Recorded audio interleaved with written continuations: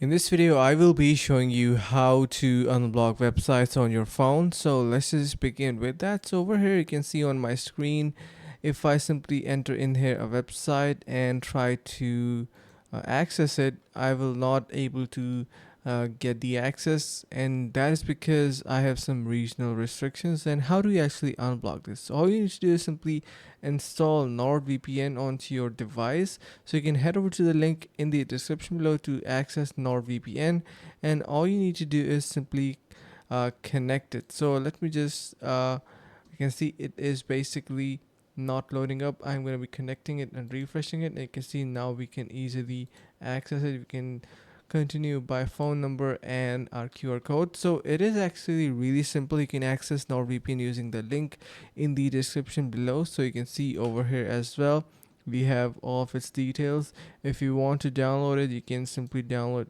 from their official platform as well for your phone. And over here you can see we have Play Store official link.